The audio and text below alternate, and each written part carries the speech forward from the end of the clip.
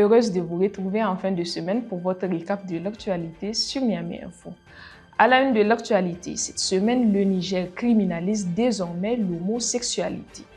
En effet, les dispositions du nouveau code pénal promulgué le 11 juin 2026, les relations entre les personnes de même sexe sont passibles de peines allant de 5 à 10 ans de prison, ainsi que d'amendes pouvant atteindre 100 millions de francs CFA. Le texte prévoit également des sanctions plus lourdes pour les mariages entre personnes de même sexe, punies de 10 à 20 ans d'emprisonnement. Les personnes impliquées dans le financement, la gestion ou la participation à des organisations LGBT+, encourent également les mêmes peines. Les autorités nigériennes justifient cette réforme par la défense des valeurs sociales et culturelles du pays. Avec cette décision, le Niger rejoint ainsi plusieurs pays africains, notamment le Burkina Faso, le Ghana et le Sénégal. Restons toujours au Niger, les représentants des collectivités territoriales du Burkina Faso, du Mali et du Niger ont officiellement créé le 11 juin 2026 l'Union des collectivités territoriales de l'Alliance des États du Sahel lors d'une assemblée générale constitutive à Niamey. Cette nouvelle organisation vise à renforcer la coopération entre les territoires des trois pays de l'Alliance des États du Sahel dans les domaines clés tels que le développement local, la gouvernance territoriale, la paix, la sécurité et la résilience communautaire. À l'issue des travaux, les participants ont adopté les statuts et le règlement intérieur de l'organisation, actant ainsi sa création officielle.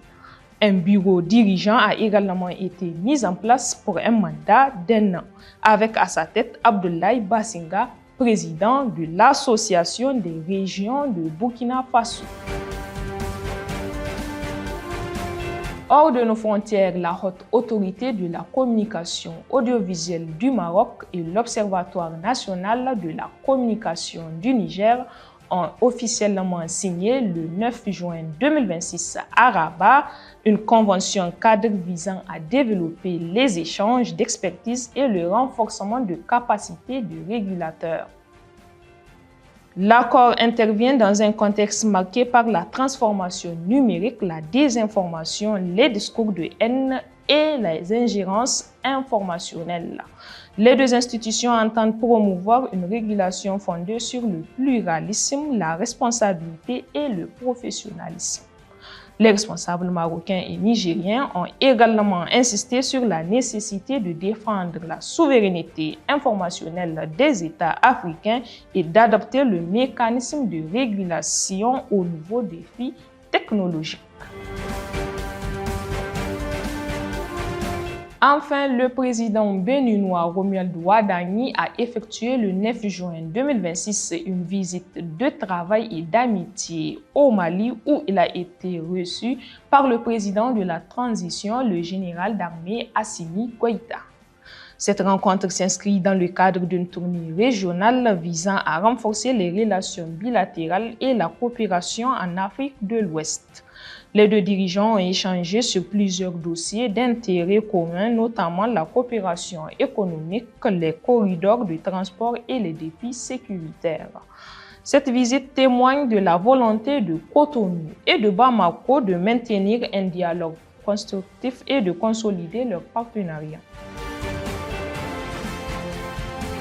C'est ainsi que s'achève ce récap de l'actualité. Merci de nous avoir suivis. N'oubliez pas, vous pouvez retrouver tous les détails de ces informations sur notre site niameyinfo.com. Vous pouvez également nous suivre sur nos réseaux sociaux.